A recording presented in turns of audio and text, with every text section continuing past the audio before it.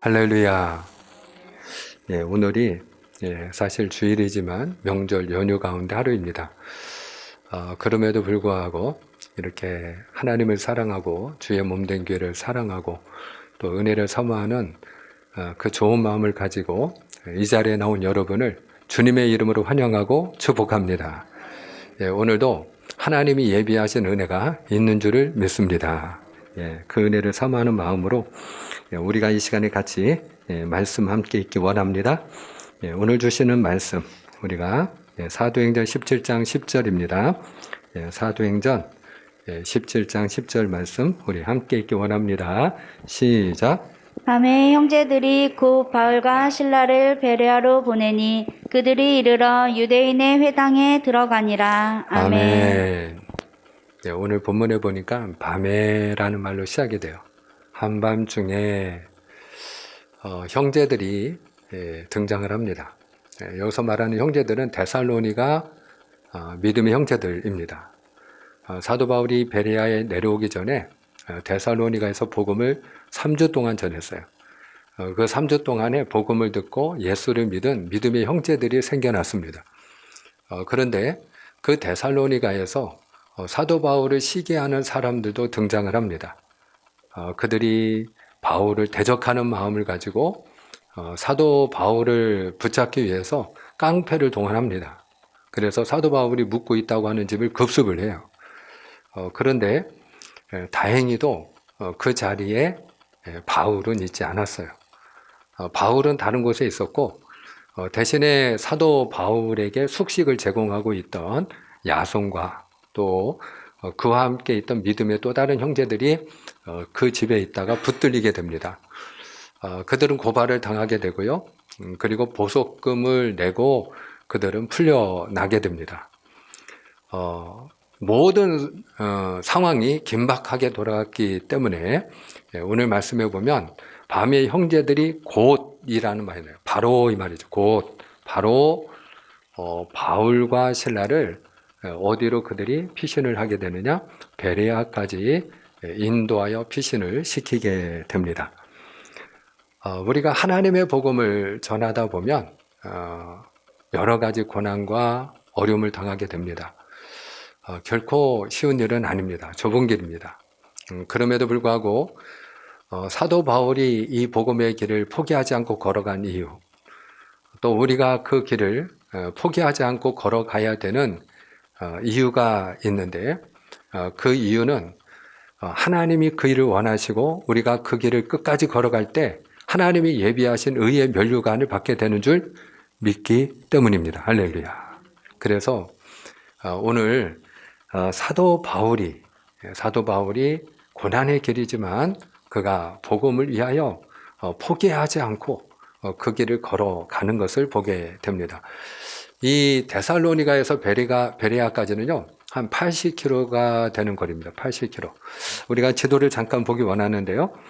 오늘 말씀이 우리가 사도 바울이 2차 전도 여행에서 일어나는 일들을 우리가 같이 은혜를 나누고 있거든요. 그러니까 여러분이 보실 때 맨 오른쪽 가운데 바로 수리아 안디옥. 그 수리아 안디옥 교회에서 사도 바울이 두 번째 전도 여행을 출발했고요. 더베, 루스드라, 이고니온 그리고 비시디아 안디옥을 거쳐서 바다 끝, 소아시아의 끝자락인 땅끝 마을 드로아까지 가게 되고요. 여기에서 바울은 유턴을 해서 그는 소아시아 지역에서만 머물며 전도를 하기 원했어요. 그런데 예수의 영이 허락하지 않아요. 하나님이 그 길을 허락하지 않아요. 그러니까 문이 열리지 않는 거죠. 돌아갈 길이 열리지 않아요. 그 가운데 바울은 하나님의 인도하심을 따라서 자기 생각을 내려놓고 하나님을 전적으로 의지하는 믿음으로 그가 바다를 건너가서 네아폴리라고 하는 항구 도시를 지나서 그는 빌립보에 도착을 하게 됩니다. 그가 빌립보에 도착을 했을 때 하나님은 여호와 일의 하나님이시기 때문에 루디아라는 여인을 준비해 놓으시고 그리고 그 루디아라는 여인의 집이 빌립보 교회가 돼서 이제 유럽을 복음하는 그런 전초 기지로 하나님이 삼으셔요. 그리고 그 빌립보에서 바울이 복음을 전한 이후에 바울은 150km나 떨어져 있는 데살로니가에 오게 되고요. 이 데살로니가 여러분이 보실 때 그 데살로니가는 지금의 그리스 북부 지방에서 가장 큰 도시가 지금도 데살로니가이고요. 당시에도 그 마게도냐 지방이기도 하고 또 그리스 북부로 이해하셔도 되는데 그 당시에 가장 큰 북부 지방에선 가장 큰 도시가 데살로니가였습니다.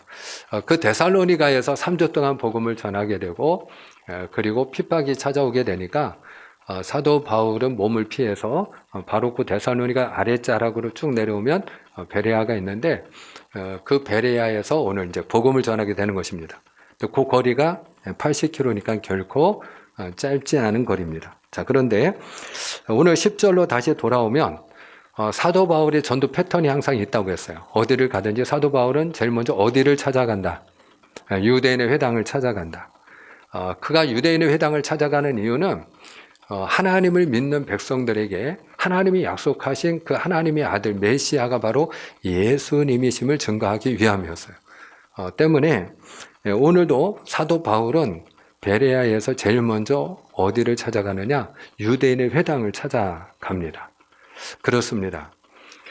사도 바울도 탁월한 전도자입니다만은 그의 몸에 맞는 전도 방법을 가지고 사도 바울도 항상 그와 같이 같은 패턴을 가지고 전도했다 하는 사실을 우리가 보게 됩니다. 여기서 우리가 한 가지 배우게 되는 것은 사실 우리가 전도를 할 때 우리에게 맞는 전도 방법이 누구나 있기 마련이거든요.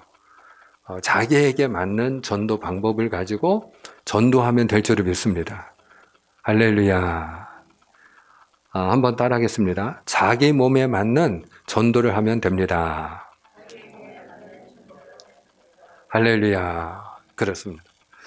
어떤 분은 체질적으로 예수 전당 불신지옥을 지금도 역에 가서 외쳐야 그래야 마음이 좋은 분이 계셔요. 또 어떤 분은 길거리에서 전도제나 전도용품을 가지고 예수 믿고 복 받으세요, 구원을 받으세요. 그리고 전도하는 걸 또 즐거워하는 분도 계셔요. 근데 나는 그렇게 하는 것보다 나의 부모, 형제, 자녀, 나와 함께 살갗을 비비고 살아가는 나의 가족들이나 또 내가 만나는 직장 동료나 사랑하는 친구나 이웃, 내가 평소에 만나는 사람들에게 내가 알고 있는 예수님을 나는 좀 소개하고 싶다 하는 분은 그런 관계 전도를 통해서 또 복음을 전하면 됩니다. 또 어떤 분의 경우에는 말씀을 드린 것처럼 내가 너무나도 사랑하지만 내가 복음을 전하려면 너무나도 머뭇거려지고 또 망설여지고 그리고 복음을 어떻게 전해야 될지 모르는 분들, 그런 분들의 경우에는 누구나 전도 대상자가 기도 제목이 있다 없다. 기도 제목이 있기 때문에 목사님의 도움을 받아서 목사님을 초청해서 그분을 위해서 함께 기도해주고 또 예배를 드려주고 또 목사님을 통해서 그분이 복음을 들을 수 있도록 그래서 하나님을 믿을 수 있도록 우리가 돕는 방법도 있다. 중요한 것은 나에게 맞는 전도 방법을 가지고 우리가 전도하는 일이 중요한 줄을 믿습니다. 그래서 다른 사람이 전도하는 것을 가지고 그것을 가지고 우리가 옳으니 그르니 판단하는 것은 옳지 않다. 그와 같은 것은 바람직하지 않다. 우리가 다른 사람이 내 입맛대로 꼭 전도해야 되는 건 아니잖아요. 내가 원하는 방식으로 전도를 해야만 되는 건 아니잖아요. 그러니까 우리가 판단하고 정죄하기보다는 중요한 건 내가 복음을 전하는 사람인지 내가 전도하고 있는지가 더 중요한 줄을 믿습니다. 그런 차원에서 저와 여러분이 전도할 영혼을 마음에 품고 기도할 수 있는 하나님의 사람이 되기를 주님의 이름으로 축복합니다. 그래서 우리가 주님 앞에 서는 그날까지 한 영혼을 구원하기 위해서 사도 바울이 사명감을 가지고 달려갈 길을 마치고 선한 싸움을 싸우고 믿음을 지켜 의의 면류관을 저가 확신하는 자가 되었던 것처럼 오늘 저와 여러분이 그와 같은 사명자의 삶을 살아갈 수 있기를 주님의 이름으로 축복합니다. 그렇습니다. 자, 오늘 11절이 중요한데요. 오늘 이 베레아 사람들에게 사도 바울이 복음을 전했는데 너무나도 좋은 결실을 맺었어요. 반응이 너무 좋았어요. 자, 그 이유가 어디에 있는지 우리가 같이 좀 확인을 합니다. 11절 너무 중요합니다. 우리 함께 읽습니다. 시작. 베레아에 있는 사람들은 데살로니가에 있는 사람들보다 더 너그러워서 간절한 마음으로 말씀을 받고 이것이 그러한가 하여 날마다 성경을 상고함으로. 아멘. 자, 여기 보니까요. 베레아 사람들은 간절한 마음으로 말씀을 받았대요. 그리고 이것이 그러한가 하여. 정말 하나님의 말씀이 진리인지, 정말 내가 하나님의 말씀대로 살면 그대로 되어지는 것인지, 말씀이 그대로 이루어지는지 그들이 확인하고자, 검증하고자 하는 마음으로 날마다 성경을 상고했다. 이 상고했다는 말은 그들이 늘 묵상했다 이 말이죠. 우리가 다른 말로 큐티를 한다고도 하죠. 그러니까 우리가 큐티 할 때 말씀을 묵상하고 그 말씀대로 우리가 행하고 지킬 때 내 삶 속에서 적용된 그 말씀이 어떻게 열매를 맺는지, 그것을 우리가 늘 기록하고 그리고 체크하는 것이 바로 큐티 아니겠습니까? 이와 같이 복 있는 삶을 베레아 사람들이 살았다라는 거예요. 그러면 이 베레아 사람들이 어떻게 간절한 마음으로 말씀을 받는 사람들이 되었을까? 어떻게 이 베레아 사람들은 이것이 정말 하나님의 말씀대로 이루어지는지 확인하고자 하는 마음으로, 그런 사모하는 마음을 가지고 날마다 성경을 묵상하는 그와 같은 삶을 그들은 살 수가 있었을까? 그 이유를 오늘 11절은 어떻게 설명하고 있습니까? 오늘 11절에 보니까 베레아 사람들은 데살로니가 있는 사람들보다 더 어떠하였다? 너그러웠다. 한번 따라합니다. 더 너그러웠습니다. 할렐루야. 그래요. 더 너그러운 마음을 가진 사람들이었다 하는 거예요. 너그러운 마음. 이 너그러운 마음은 달리 이야기하면 온유한 마음이라고도 할 수 있고요, 겸손한 마음이라고도 할 수 있어요. 쉽게 얘기하면 좋은 마음이에요. 좋은 마음. 따라합시다. 좋은 마음. 예수님이 씨 뿌리는 자의 비유를 통해서 4가지 밭이 있다 하는 말씀을 우리에게 들려주셨어요. 주님께서 이 씨 뿌리는 자의 비유를 이야기하실 때 씨앗은 무엇이라고 말씀하셨죠? 씨앗은 곧 하나님의 말씀이다 그랬어요. 그리고 그 4가지 밭은 하나님의 말씀을 듣는 우리들의 마음 밭이다. 그렇게 주님이 비유로 설명을 해 주십니다. 풀어서 주님께서 이 4가지 밭을 이야기하셨는데, 씨앗은 하나님의 말씀이니까 씨앗은 너무나도 좋은 씨앗임에 틀림이 없습니다. 씨앗은 똑같은 씨앗인데 중요한 건 그 씨앗이 떨어지는 밭이 4가지 밭이 있다는 거예요. 씨앗은 같아. 근데 밭은 같다, 다르다. 다르다. 우리가 하나님의 말씀을 이 시간에 지금 듣고 있어요. 그럼 우리가 듣는 하나님의 말씀은 다 동일한 말씀이에요. 동일한 하나님의 말씀을 우리가 다 똑같이 받고 있어요. 하나님의 말씀이 지금 우리 마음 밭에 지금 다 떨어지고 있어요. 근데 중요한 건 오늘 이 시간에 하나님의 말씀을 듣고 하나님의 말씀을 내 마음 밭에 받고 있는 우리들의 마음은, 어떤 분은 길가밭일 수도 있고, 어떤 분은 돌밭일 수도 있고, 어떤 분은 가시밭일 수도 있고, 어떤 분은 좋은 땅이 되어서 그 말씀이 그분의 삶에 열매를 맺는 분도 있다라는 거예요. 그럼 길가밭은 어떤 밭이에요? 씨앗이 떨어졌는데 그 땅이 너무나도 굳고 딱딱해서 새가 와서 먹어버려서 열매를 맺지 못하는 밭이에요. 돌밭은 어떤 밭이에요? 씨앗이 떨어졌을 때 뿌리를 내리긴 내리는데 그 밑에 돌멩이가 있기 때문에 뿌리가 깊이 파고 들어가지 못하고 해가 떴을 때 그 뜨거운 기운을 이기지 못해서 말라 죽어버리는, 그래서 열매를 맺지 못하는 밭이라고 할 수 있어요. 가시밭은 어떤 밭이냐? 그 흙은 좋아서 하나님의 말씀, 그 씨앗이 떨어졌을 때 그가 은혜를 받아요. 그 씨앗이 뿌리를 내려요. 싹이 나요. 줄기가 자라요. 근데 열매는 맺지 못해요. 그 이유가 뭐냐? 줄기가 더 이상 자라날 수 없도록 그 주변에 뭐가 많으냐? 가시나무가 많아요. 그 가시의 기운에 막혀서 열매를 맺지 못하는 밭이 바로 가시밭이에요. 그런데 4번째 밭이 있는데 이 밭은 좋은 땅이에요. 이 좋은 땅은 풍성한 열매를 맺는 땅이에요. 그러면 이 좋은 땅이 풍성한 열매를 맺는 이유가 뭐냐? 자, 우리가 그걸 좀 확인해야 되는데요. 자, 누가복음 8장 15절입니다. 누가복음 8장 15절. 자, 좋은 땅이 어떤 땅인지를 여러분들이 같이 좀 보기 원합니다. 우리 함께 했습니다. 시작. 좋은 땅에 있다는 것은 착하고 좋은 마음으로 말씀을 듣고 지키어 인내로 결실하는 자니라. 아멘. 할렐루야. 여기 보니까 중요한 건 뭐냐면은 좋은 땅은 뭐냐? 착하고 좋은 마음이라는 거예요. 착하고 좋은 마음. 이게 중요해요. 착하고 좋은 마음. 한번 따라합니다. 착하고 좋은 마음. 한 번 더 우리가 좀 더 큰 소리로 착하고 좋은 마음. 할렐루야. 그래요. 저는 주님의 이름으로 축복하는 것은 저나 여러분이나 우리가 착하고 좋은 마음의 소유자가 되기를 축원합니다. 착하고 좋은 마음을 가지기를 원합니다. 할렐루야. 그러니까 우리가 하나님의 말씀을 받을 때 어떤 마음을 가지고 하나님의 말씀을 받아야 그 말씀이 내 삶 속에서 풍성한 열매를 맺는다고요? 좋은 마음을 갖는 거예요. 좋은 마음. 좋은 마음을 가져야 돼요.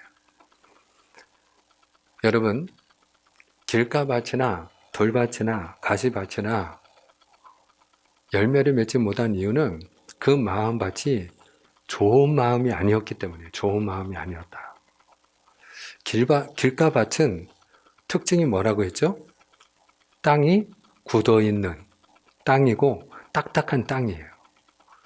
이것은 무엇과 같으냐면은 우리가 흔히 이런 사람을 가리켜 불신자라고 합니다마는 전혀 하나님의 말씀을 사모하지 않는 마음이에요. 너는 그냥 말을 하든지 말든지 나는 관심 없다. 나는 안 듣는다. 너는 말해라. 나는 내일 한다. 이게 말하자면 불신하는 마음을 가지고 전혀 들으려 하지 않는 마음이에요. 강팍한 마음이라 이렇게 얘기를 할 수가 있어요. 근데 불신자만 그러냐? 그렇지 않아요. 여러분, 당연히 우리가 교회 바깥에 있는 불신자들은 우리가 전도를 하면 너는 말을 해라. 나는 안 듣는다. 그리고 전혀 귀를 기울이지 않아요. 마음의 문을 열지 않죠. 근데 우리가 하나님의 교회에 나와서도 우리 마음을 닫아 놓을 수가 있어요. 사랑하는 여러분, 우리가 10분 전에 와서 기도하고 함께 우리가 찬양하고 준비하기를 원합니다 라고 하는 이유 중에 하나는 우리가 하나님 앞에서 닫혀있는 마음이 아니라 열린 마음으로 하나님이 주신 은혜를 담기 위함인 줄 믿으시길 바랍니다. 그러니까 우리가 하나님 앞에 우리가 마음을 열어 하나님의 말씀을 사모하지 않는 닫혀있는 마음이라면 그분은 길가밭이다 이렇게 이야기할 수 있어요. 닫혀있는 마음, 닫혀있는 귀, 전혀 듣고 싶지도 않고 들을 생각도 없는 그런 마음 상태라고 할 수 있어요. 그럼 돌짝밭은 뭐냐? 돌짝밭은요, 고난이나 시련이 오면은 쉽게 넘어지는 믿음인데요. 우리가 고난이나 시련이 올 때 왜 넘어지나요? 의심이 생기기 때문이에요. 그 마음에 하나님의 말씀을 들을 땐 은혜가 되는데 고난과 시련이 찾아오면 내가 예수 믿는데 왜 이런 일이 일어나지? 하나님에 대한 의심이 일어나고 그리고 불신이 생길 때 마음이 둘로 셋으로 나누어질 때 그럴 때 그 의심 덩어리 불신 덩어리가 일종의 말하자면 돌멩이에요. 돌멩이. 근데 돌밭을 옥토로 만들려면 어떻게 해야 돼요? 간단해요. 돌멩이를 걷어내면 돼요. 돌멩이를 다 골라내면 그러면 옥토가 돼요. 우리 마음속에 의심하는 마음, 불신의 그런 돌덩어리를 가지고 있으면 그 하나님의 말씀이 우리 귀에 들리지 않아요. 또 가시밭이 뭐냐? 근심, 걱정, 염려, 세상의 재미로 물들어 있는 마음이라고 할 수 있어요. 내 마음이 근심, 걱정, 염려로 가득히 우리가 차서 앉아 있으면 하나님의 말씀이 들려야 안 들려요? 하나님의 말씀이 들리지 않아요. 우리가 세상 재미에 빠져 살다 우리가 하나님 앞에 앉아 있으면 그런 내 마음속에 세상의 향락과 재미를 추구하는 그 마음으로 가득한 상태에서는 하나님의 말씀이 들리지 않아요. 사랑하는 여러분, 오늘 저는 주님의 이름으로 축복하는 것은 우리의 마음을 성령의 쟁기로 기경하여 우리가 좋은 마음의 밭을 가질 수 있기를 주님의 이름으로 축복합니다. 내 마음속에 의심의 돌멩이, 불신의 돌멩이, 근심, 걱정, 염려의 그런 가시와 또 세상의 향락에 빠져있는 우리의 마음을 거두어낼 수 있는 그런 하나님의 사람이 되기를 축복합니다. 그리고 우리가 좋은 마음을 가지고 주여 말씀하옵소서. 그리고 우리가 듣고자 할 때 하나님의 말씀이 복이 되는 줄 믿습니다. 예수님은요, 인격적인 분이세요. 그래서 우리가 잘 아는 말씀이 있죠. 요한계시록 3장 20절에 보면은 볼지어다 내가 문 밖에 서서 두드리노니 누구든지 내 음성을 듣고 문을 열면 내가 그에게로 들어가 그로 더불어 먹고 그는 나와 더불어 먹으리라. 근데 주님이 언제 우리 안에 들어오신다고요? 우리가 마음의 문을 열면. 그분은 강제로 문을 부수고 들어오시는 분이 아니에요. 내가 주님 사랑합니다. 주님 말씀하옵소서. 내가 주님을 사모하고 주의 은혜를 사모하고 내가 주의 다스림을 받기를 원하고 내가 주님의 손을 잡고 걸어가기를 원하는, 그래서 내가 먼저 주의 손을 내밀고 주님께 손을 내밀고 주여 이 손을 붙들어 주시옵소서. 주여 은혜 주시옵소서. 우리가 주님 앞에 사모하고 우리의 마음을 열고 주님을 모셔드릴 때 주님이 우리 안에 자정하여 주시는 줄 믿습니다. 그렇지 않고 여러분 우리가 마음의 문을 닫고 있으면 주님도 어떻게 할 수가 없다는 거예요. 주님이 이 땅에 오셔서 하나님의 말씀을 전하고 많은 기적을 행하셨는데 중요한 것은 여러분 그런 기적과 은혜를 경험한 사람도 한정돼 있었어요. 12년 동안 혈류병을 앓는 한 여인을 기억하시죠? 근데 그 여인이 내가 예수님의 옷자락에 손만 대어도 내가 나으리라 하는 믿음이 있었는데, 근데 여러분 한번 생각을 해보세요. 그때 밀거니 실거니 수많은 무리가 예수님을 에워싸고 그리고 예수님이 이동 중에 계셨어요. 예수님이 이 여인이 손을 대어 능력이 나갔을 때 누가 내 몸에 손을 대었느냐라고 돌아보며 말씀하셨을 때 제자들의 반응은 무엇이느냐? 제자들의 반응은 아니 주님, 이 많은 사람들이 지금 주님을 밀거니 실거니 따라다니면서 이 사람 저 사람이 예수님의 몸에 손을 대고 있는데 아니 누가 손을 댔는지 어떻게 알겠습니까? 하는 것이었어요. 수많은 사람들이 예수님의 옷자락에 손을 댔어요. 예수님과 몸을 비비면서 걸어갔어요. 그런데 그 시간에 기적을 경험하고 병에서 노임받고 하나님의 은혜를 체험한 사람은 딱 한 명이었어요. 12년 동안 혈류병을 앓던 여인이었어요. 왜 그럴까요? 그 여인만 믿음을 가지고 사모했기 때문인 줄 믿으시길 바랍니다. 따라합니다. 믿음을 가지고 사모하자. 할렐루야. 그래요. 우리가 하나님 앞에 믿음을 가지고 사모할 때, 은혜를 사모할 때, 그 열린 마음을 가지고 하나님의 은혜를 사모할 때 하나님은 바로 열려있는 우리의 심령에 하나님이 부어주시는 은혜가 넘치는 줄로 믿으시를 축복합니다. 사랑하는 여러분, 우리가 강팍하면 망합니다. 그 강팍하여 망한 대표적인 인물이 바로 애굽의 바로왕이에요. 애굽의 바로왕이 모세와 대결을 할 때 하나님이 10번이나 경고를 하셨어요. 네, 들을 기가 있었어요? 없었어요? 없었어요. 마음이 강팍해서 듣지를 않는 거예요. 마음이 강팍한 사람의 특징이 뭐냐? 듣지 않는 겁니다.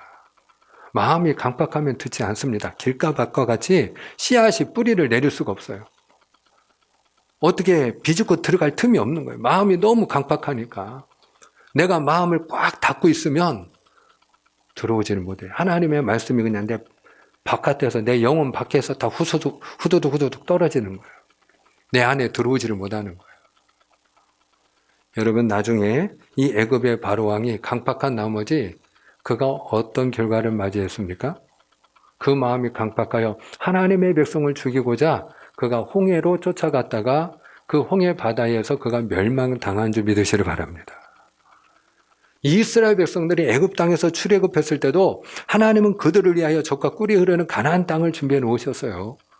그리고 불기둥으로 구름기둥으로 그들을 인도하셨고요. 먹을 것이 없는 그 땅에서 하나님은 만나와 메추라기를 내려주셨어요. 그럼에도 불구하고 이스라엘 백성들이 마음이 강팍해서 원망하고 불평했을 때 그들은 40년 동안 광야에서 방황하다가 젖과 꿀이 흐르는 가나안 땅에 들어가지 못하고 광야에서 그들은 묻히고 말았어요. 사랑하는 여러분, 온유한 자가 복이 있는 줄 믿으시길 바랍니다. 예수님이 산상수훈에서 8가지 복을 말씀하셨는데 그 세 번째 복이 바로 온유한 자는 복이 있나니 하는 말씀이에요. 온유한 자에게 주시는 복이 무엇이에요? 온유한 자가 땅을 기업으로 얻는다는 거예요. 근데 여러분, 여기서 말씀하는 땅은 금생의 땅도 되지만 우리가 내세에 하나님이 주시는 영원한 안식의 땅인 줄로 믿으시를 바랍니다. 그래요. 땅이라는 것은 왜 가치가 있느냐? 우리가 땅은요, 결실을 우리에게 가져다 주기 때문에 그 땅이 기업이 되는 거예요. 그 땅이 길가밭과 같이 우리가 기경하지 않고 그냥 버려진 땅이라면 그게 무슨 유익이 있겠어요? 그 사람에게 그 땅이 무슨 기업이 되겠어요? 복이 되겠어요? 그 땅이 나에게 결실을 가져다 주고 많은 것을 나에게 열매로 갖다 주기 때문에 그 땅이 기업이 되는 거 아니겠어요? 근데 온유한 자가 땅을 기업으로 얻는다는 것은 온유한 자가 풍성한 열매를 맺는다는 거예요. 풍성한 열매를 거둔다는 거예요. 그러면 온유한 자가 어떤 사람이에요? 오늘 말씀 그대로 베레아 사람들처럼 그 마음이 온유하고 좋은 마음을 가지고 하나님의 말씀을 사모하는 자인 줄로 믿습니다.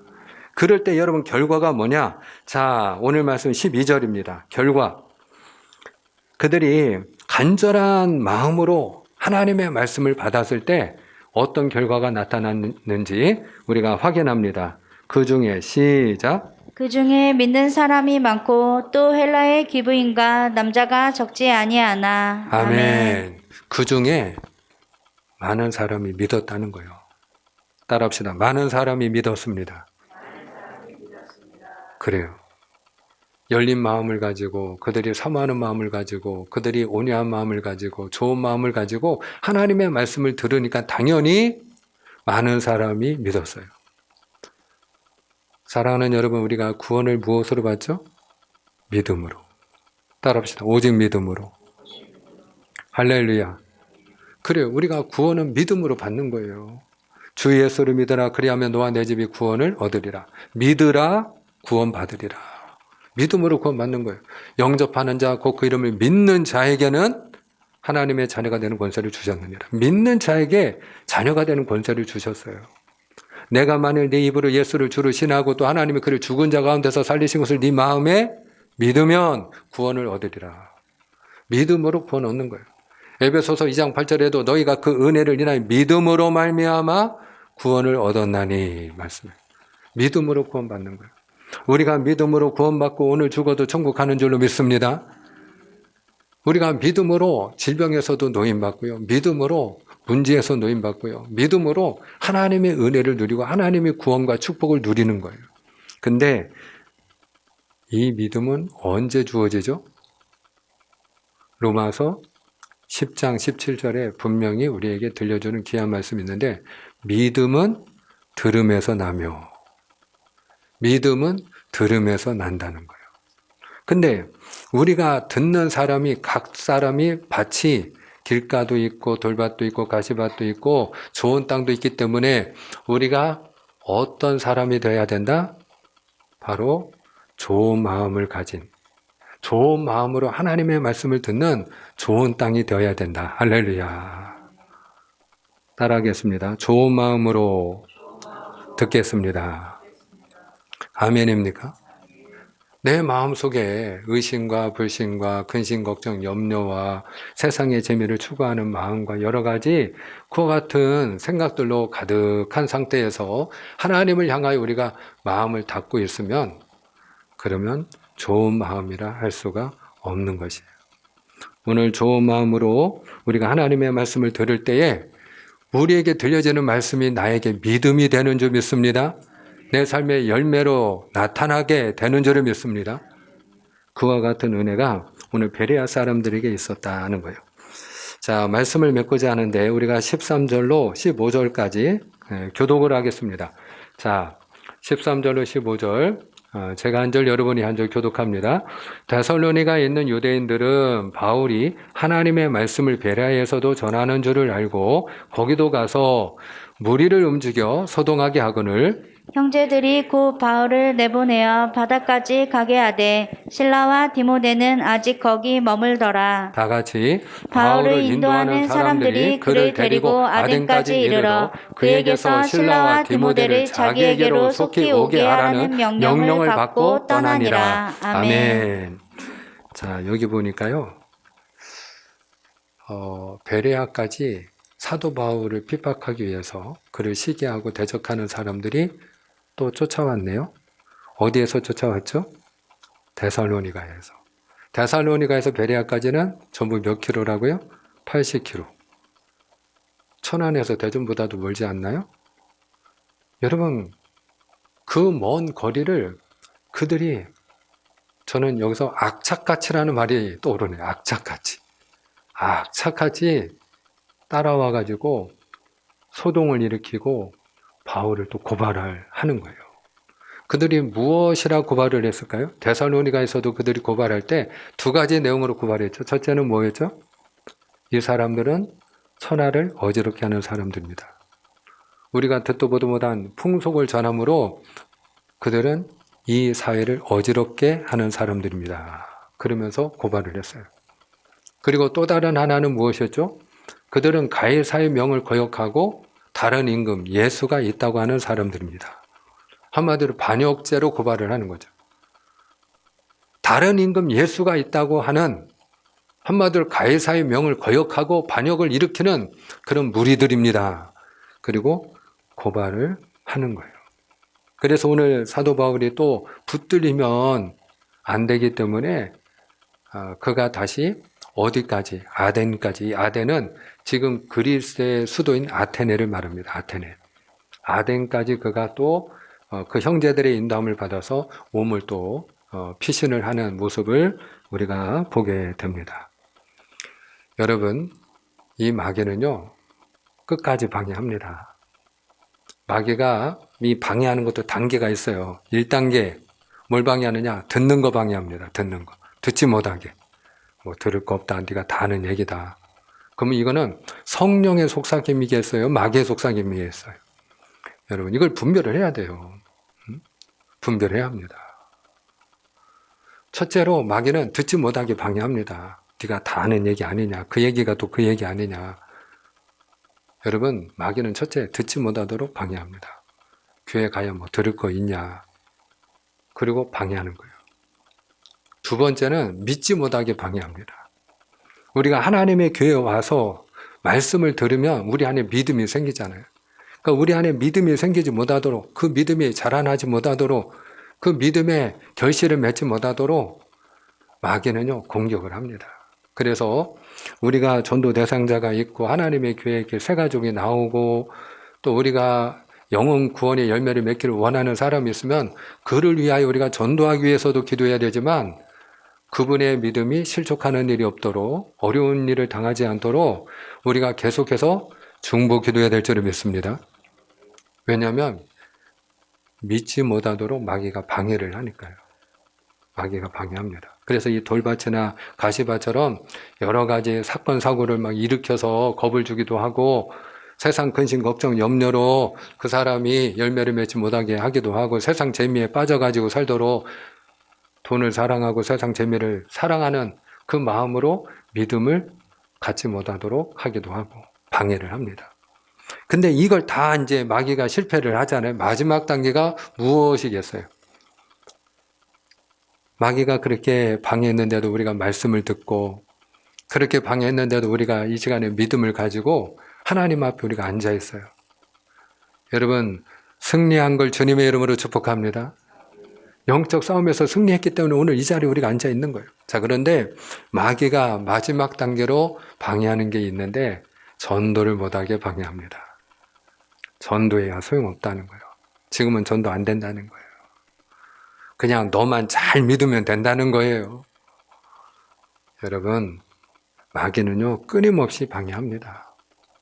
저는 주님의 이름으로 축복하는 것은 오늘 이 시간 마귀의 방해에도 불구하고 복된 말씀을 듣고 하나님의 말씀이 믿음이 된 하나님의 사랑 권속들, 주님의 귀한 일꾼들, 오늘 이 시간 한 걸음 더 나가서 우리가 주님 만나는 그날까지 사도 바울처럼 사명감을 가지고 복음 전하는 일을 위하여 달려갈 길을 마치고 선한 싸움을 싸우고 믿음을 지켜 의의 면류관을 받을 수 있는, 그리고 하나님 앞에 우리가 섰을 때 주님 만나는 그날에 착하고 충성된 종아 들을 수 있는 그런 저와 여러분이 되기를 축복합니다.